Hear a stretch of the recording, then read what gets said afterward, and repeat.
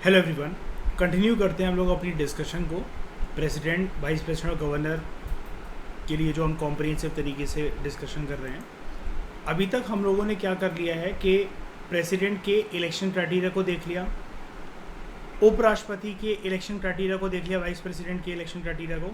अब जो गवर्नर होता है उसका इलेक्शन होता है कि नॉमिनेशन होता है? अपॉइंटमेंट होता है, बेसिकली नॉमिनेशन होता है, काइंड ऑफ, है ना। इलेक्शन तो नहीं होते, इतना मानते हो? कोई भी ऐसा गवर्नर या लेफ्टिनेंट गवर्नर होता है हमारे देश के अंदर किसी राज्य में या फिर केंद्र शासित प्रदेशों में जो कि इलेक्शन के क्राइटेरिया से आ रहा हो? Is there any exception? नहीं इतना भी नहीं डरना इसलिए, ठीक है, ऐसा भी नहीं, हाँ नहीं होता, ठीक है, इलेक्शन नहीं होता। तो इसलिए यहाँ पर टॉपिक दोस्तों ये रखा है अपॉइंटमेंट ऑफ गवर्नर। जैसा कि हमने राष्ट्रपति और उपराष्ट्रपति के केस में इलेक्शन क्राइटेरिया को देखा, गवर्नर के केस में हम लोग अपॉइंटमेंट को देखते हैं। गवर्नर जो राज्यपाल है वो ना ही जनता के द्वारा डायरेक्टली इलेक्टेड है, ना ही वो इनडायरेक्टली इलेक्टेड है। किसी एक इलेक्टोरल कॉलेज के बनने से या फिर उसके, जब इलेक्शन का क्राइटेरिया ही नहीं है तो फिर इलेक्टोरल कॉलेज की बात ही नहीं उठती और डायरेक्ट इलेक्शन तो होते ही नहीं है। इलेक्शन शब्द इसकी ज़िंदगी में नहीं होता, ठीक है। गवर्नर के साथ करा क्या जाता है? Governor is appointed by president, ठीक है। अब ये एक टर्म लिखा हुआ है, by warrant under his hand and seal. By warrant under his hand and seal का ये मतलब होता है, ये सिर्फ इसके केस के अंदर बात नहीं होती। कोई भी जो टॉप कॉन्स्टिट्यूशनल बॉडी या अथॉरिटी या कोई जो पर्सन होता है ना, अगर उसके साइन करने से, एक कागज़ पे कलम चलाने से किसी का बनना या किसी का बिगड़ना, किसी का किसी कुर्सी पे आना, उसका उस कुर्सी से जाना, अगर ये चीज़ प्रभावित होती है ना, उसको हम लोग कहते हैं Shreya warrant under hand and seal. यानी कि इसकी ज़िंदगी किसके हाथों में है? काइंड ऑफ कहने का मतलब ये है प्रेसिडेंट के हाथों में। तो बेसिकली ये एक प्रकार का नॉमिनी हो जाता है सेंट्रल गवर्नमेंट का। कैसे? प्रेसिडेंट कौन से एग्जीक्यूटिव का पार्ट है? Which is given under part 5। Part 5 के अंतर्गत जो राष्ट्रपति जी हैं वो यूनियन एग्जीक्यूटिव का पार्ट है। अब क्योंकि गवर्नर जो हैं भले ही वो राज्यों में या केंद्र शासित प्रदेशों में ऑपरेट कर रहे हैं, वो वहाँ के नॉमिनल हेड होंगे, सेरिमोनियल हेड होंगे, लेकिन क्योंकि ही और she is appointed by the president bye a warrant under his hand and seal, तो वो एक प्रकार के नॉमिनी माने जाएंगे कि वो सेंट्रल गवर्नमेंट के द्वारा नॉमिनेट करे गए हैं राज्यपाल, एंड वो उन्हीं की छत्रछाया के अंडर काम कर रहे हैं राज्यों में जाकर या फिर केंद्र शासित प्रदेशों में जाकर। सुप्रीम कोर्ट ने एक टिप्पणी करी थी साल 1979 में। Supreme court held that in 1979 कि जो गवर्नर का जो ऑफिस होता है, it is not an employment under the central government. ऐसा नहीं सोचना चाहिए। सुप्रीम कोर्ट ने क्लियर कर दिया था कि देखो, ये चीज़ बोलना ना कि वो एक नॉमिनी है, ये एक एजेंट है, ये चीज़ ठीक नहीं है। क्योंकि ये चीज़ सुप्रीम कोर्ट ने बोला, ऐसा लगता है सुनने से कि जैसे सेंट्रल गवर्नमेंट उसकी सैलरी चला रही हो, तनख्वाह चला रही हो, उसका घर चला रही हो। वो एक, सुप्रीम कोर्ट ने बोला, वो एक इंडिपेंडेंट कॉन्स्टिट्यूशनल ऑफिस है, स्वतंत्र रूप से एक संवैधानिक पोस्ट है, which is not under the control, या फिर शी और he is not subordinate to the central government. ये तो हम हर जगह पर बोलते हैं ना, सबऑर्डिनेट तो कोई भी नहीं है वैसे तो, ज़्यादा है ना। जैसा कि अगर मैं आपसे पूछूं पीएम बड़ा क्या सीएम बड़ा, गवर्नर का बड़ा क्या प्रेसिडेंट बड़ा, अपने अपने रिस्पेक्टिव एरेना में सब बड़े हैं, है ना। सुप्रीम कोर्ट ने वही मेरी वाली बात रिपीट करी 1979 में, ठीक है। जब कॉन्स्टिट्यूशन का ड्राफ्ट जो था, ओरिजिनल कॉन्स्टिट्यूशन तो बाद में इम्प्लीमेंट होता है, और जब कॉन्स्टिट्यूशन का जब ये ड्राफ्ट डॉक्यूमेंट जो था, उसके अंदर एक चीज़ बोली गई थी, that there should be direct election of the governor on the basis of universal adult franchise, ठीक है। ये एक स्टेटमेंट बनकर आ सकता है, जय श्रेया, याद रखना। Draft constitution provided that there should be direct election.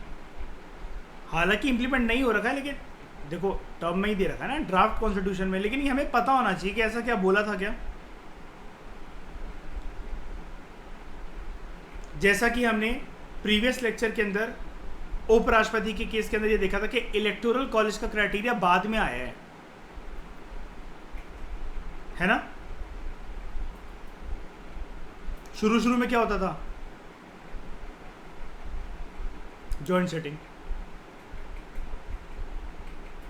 यहां पर देखो आगे, but the constituent assembly opted for the present system of appointment. वो लोग इलेक्शन की तरफ नहीं गए राज्यपाल के, अपॉइंटमेंट की तरफ गए। और अपॉइंटमेंट करेगा कौन, क्या बोला संविधान निर्माताओं ने, राष्ट्रपति। इसके पीछे रीजंस क्या थे, कॉन्स्टिट्यूएंट असेंबली डिबेट का पार्ट है। रीजन ये थे, नंबर 1, अगर डायरेक्ट इलेक्शन होता है राज्यपाल का, ये पार्लियामेंट्री सिस्टम के साथ सिंक नहीं करेगा, दिस विल बी इनकम्पैटिबल। क्योंकि गवर्नर जाकर कहां ऑपरेट करेगा, या तो स्टेट्स या यूटीज, और उधर राज्य को चलाने के लिए या केंद्र शासित प्रदेशों को चलाने के लिए ऑलरेडी इलेक्टेड अथॉरिटीज बॉडीज हैं, like CM and council of ministers. बात वही होगी ना, क्लैश नहीं हो जाएगा। जैसे हम प्रेसिडेंट के केस में पढ़ रहे थे जैद, कि प्रेसिडेंट के अगर डायरेक्ट इलेक्शंस अगर होने लग जाएं तो वो पीएम के साथ क्लैश नहीं करेंगे। वो भी बोलेगा मैं जनता का प्रतिनिधि, वो भी बोलेगा मैं जनता का प्रतिनिधि, प्रेसिडेंट भी बोलेगा मुझे उतनी पावर दो जितनी पीएम के पास है। इसकी वजह से जो पार्लियामेंट्री सिस्टम है या पार्लियामेंट्री फॉर्म ऑफ गवर्नमेंट वो मीनिंगलेस हो जाएगी, है ना। काफ़ी ज़्यादा सीधा हौच पौच मच जाएगी हर जगह। देश के एडमिनिस्ट्रेशन को चलाना फिर एक नॉनसेंसिकल बात हो जाएगी। एक रीज़न ये। दूसरा, the mode of direct election ये कन्फ्लिक्ट क्रिएट करेगा, जैसा कि मैंने अभी बताया आपको, गवर्नर और चीफ मिनिस्टर के बीच में। जस्ट लाइक जब एक कॉन्स्टिट्यूएंट असेंबली डिबेट चल रही थी कि प्रेसिडेंट के इलेक्शन को डायरेक्ट इलेक्शन बना दो, ये किसके साथ क्लैश करेगा, प्रेसिडेंट वर्सेस पीएम। गवर्नर जो है प्रेसिडेंट की तरह वो सिर्फ एक कॉन्स्टिट्यूशन नॉमिनल हेड है, एंड कोई पॉइंट या कोई तुक नहीं बनता कि हम ऐसे इलेबोरेटिव अरेंजमेंट बनाएं उनके इलेक्शन के लिए और इतना ज़्यादा पैसा खर्च करें और बेफालतू में फिर कन्फ्लिक्ट और क्लैशेस को पैदा करें सीएम और काउंसिल ऑफ मिनिस्टर के साथ, इनके इलेक्शंस को डायरेक्ट बनाकर या फिर इनके प्रोसेस को इलेक्शन का रूप देकर।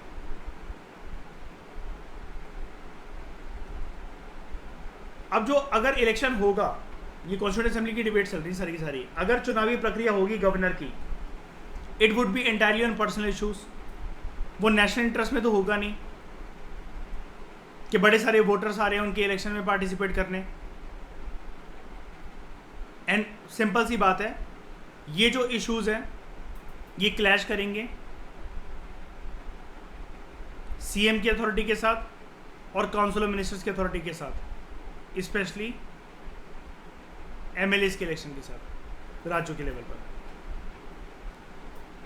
अगर गवर्नर को एक इलेक्टेड बॉडी बनाया जाए तो an elected governor would naturally belong to a party, and फिर वो एक न्यूट्रल पर्सन के तौर पर काम नहीं कर सकेंगे और ना ही वो फिर एक इम्पार्शियल हेड होंगे स्टेट में।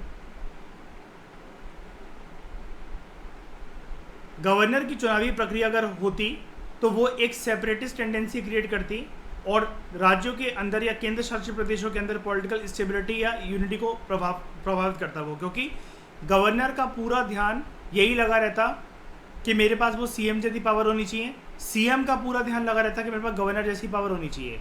तो ना ही सीएम प्रॉपर तरीके से काम कर पाता और ना ही गवर्नर कर पाता, क्योंकि दोनों को फिर क्या हो जाता, सत्ता की भूख और कुर्सी की भूख हो जाती।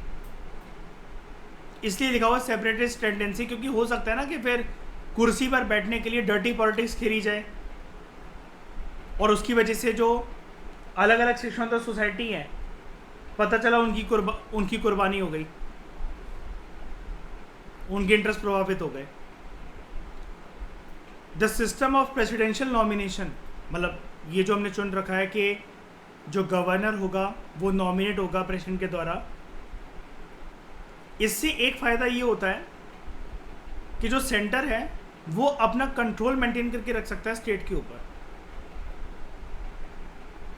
अब ये कंट्रोल कोई नेगेटिव कंट्रोल नहीं है, लेकिन अगर स्टेट मशीनरी फेल कर गई तो कोई तो पर्सन होना चाहिए ना जो ये बता सके प्रेसिडेंट को कि आप जाके वहां पर आर्टिकल 356 के अंतर्गत प्रेसिडेंट रूल लगा दो, जब मशीनरी ही फेल कर गई।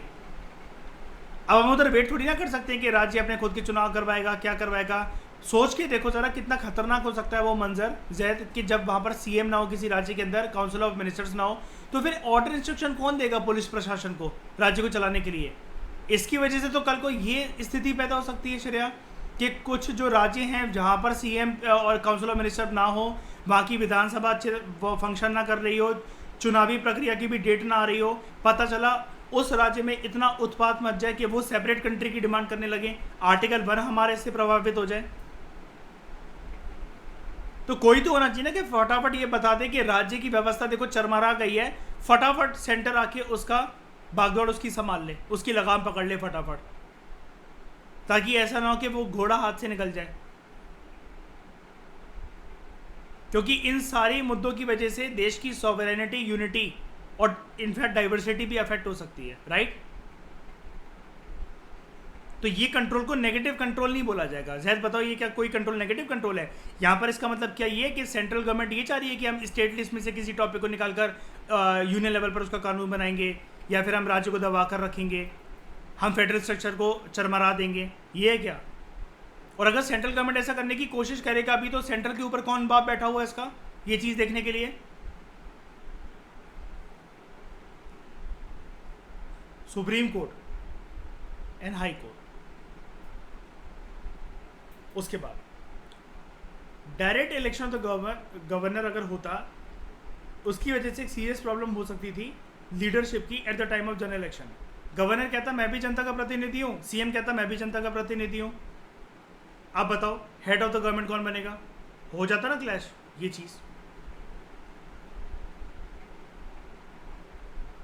और अगर चलो मान लिया कि सीएम और गवर्नर के रिश्ते अच्छे हैं, तो वो अच्छे एक ही केस के अंदर हो सकते थे कि सीएम फिर ये चाहता हमेशा, अगर गवर्नर अगर डायरेक्ट इलेक्शन से आ रहा है, CM would like his nominee to contest for the governorship,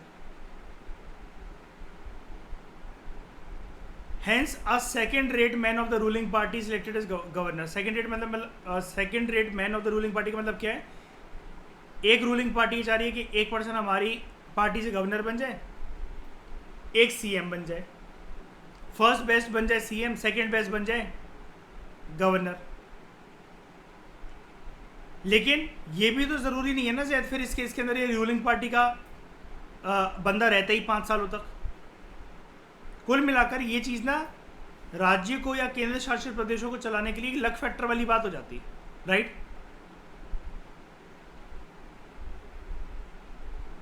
therefore जो अमेरिकन मॉडल है जहां पर governor of a state is directly elected, इस आइडिया को हमने ड्रॉप कर दिया और हम लोग किसकी तरफ गए?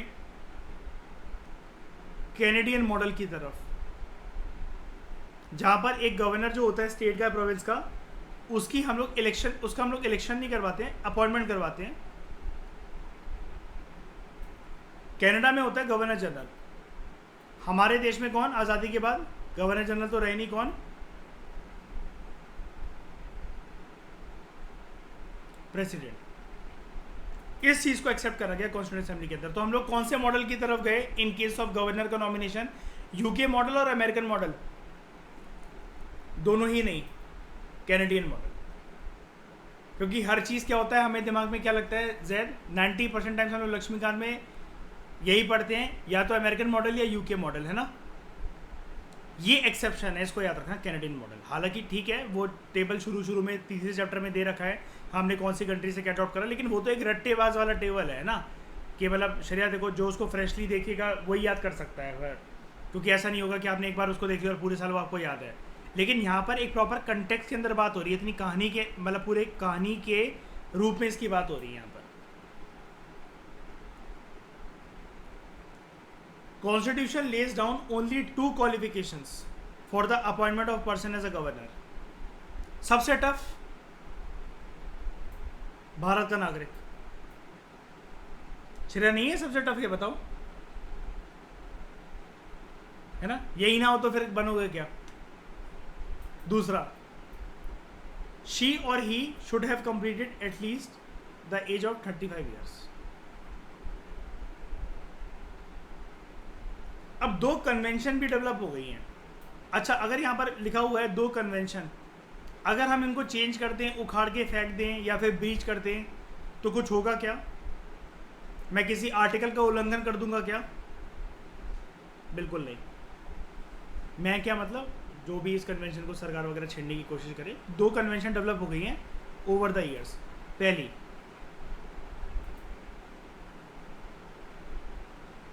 अच्छी चीज तो ये है, गवर्नर एक स्वतंत्र रूप से अच्छे से तभी काम कर सकता है वो राज्य को देखे, सीएम को देखे, वहां की विधानसभा को देखे, ये देखे कि वहां पर किस प्रकार के बिल आ रहे हैं, उसको साइन करना भी है कि नहीं करना है। अगर वो एक आउटसाइडर हो तो मतलब वो उस राज्य से बिलोंग नहीं होना चाहिए, जहां पर उस राज्य से नहीं होना चाहिए वो जहां पर उसकी अपॉइंटमेंट हुई है, ताकि वो वहां के लोकल पॉलिटिक्स से फ्री रहे। वरना होगा क्या, मान लो आप राज्यपाल बन गए श्रेया पंजाब के, सीएम और काउंसिल ऑफ मिनिस्टर आपसे आके विनती कर रहे हैं, अरे बेटा तुम भी यहीं पैदा हुए थे, हम भी यहीं की पैदाइश हैं, तुम यहाँ का साथ नहीं निभाओगे, इस बिल को एक्ट करके साइन नहीं बनाओगे तो फिर क्या ही हो जाएगा। यहाँ पर समझ रहे हो, लेन देन की क्राइटेरिया बहुत चल पड़ेगी। यानी ये जो भारतीयों के अंदर जो सेंटिमेंट्स होते हैं ना जैद, कि तुम भी उसी स्टेट से, तुम भी उसी गांव से, ये हम भी उसी गांव से, ये वाली चीज़ें नहीं होनी चाहिए। बंदा बाहर का हो तो वो अच्छे से काम कर सकता है ना? असम से कोई चला आया पंजाब का गवर्नर बनने, अब वो ज़्यादा बेटर तरीके से फ्री रूप से काम कर सकेगा ना। एंड पंजाब के जो सीएम या काउंसिल ऑफ मिनिस्टर होंगे वो असम के उस गवर्नर, जो असम से पर्सन चला आया और गवर्नर बनने, वो उसको समझा सकते हैं, कोई लिंक स्टैब्लिश कर सकते हो उससे। Secondly, while appointing the governor, president is required to consult chief minister of the state concerned।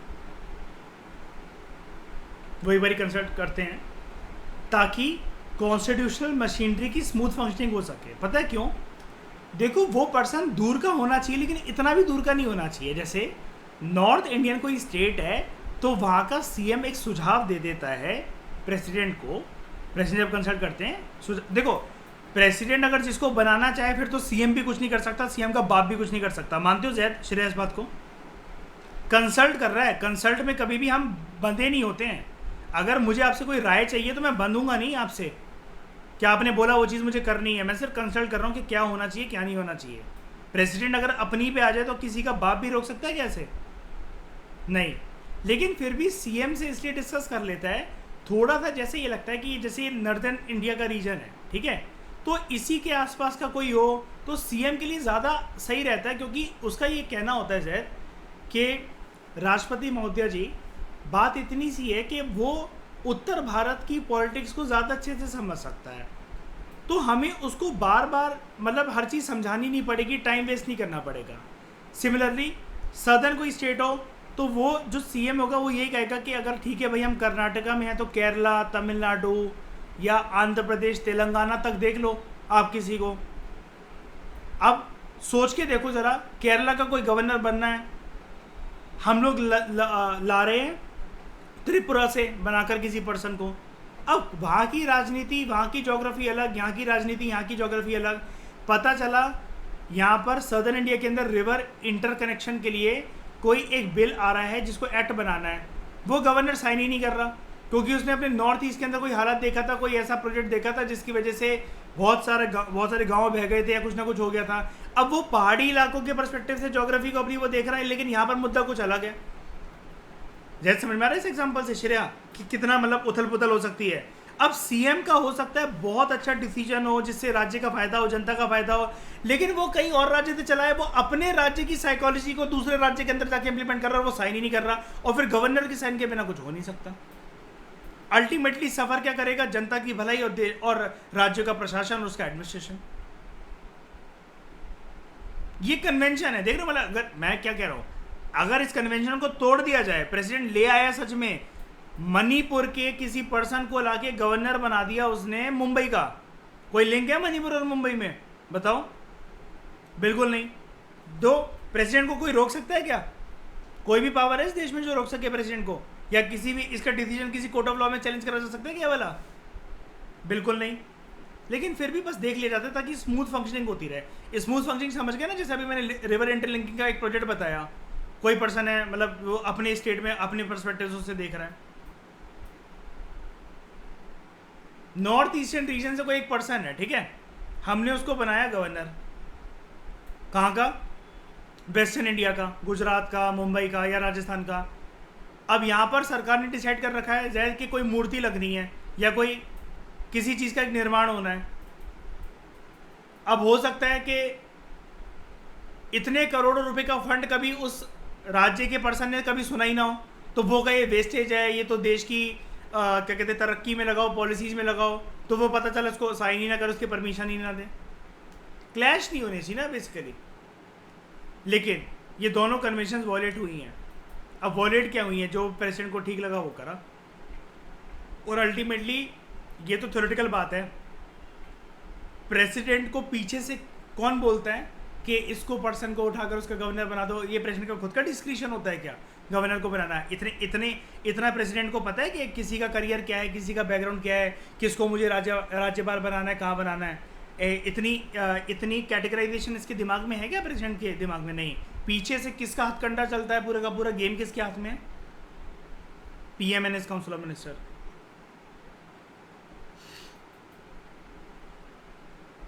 ठीक है, अच्छे से समझ में आई वाली चीज। इस डिस्कशन में दोस्तों फिलहाल इतना ही।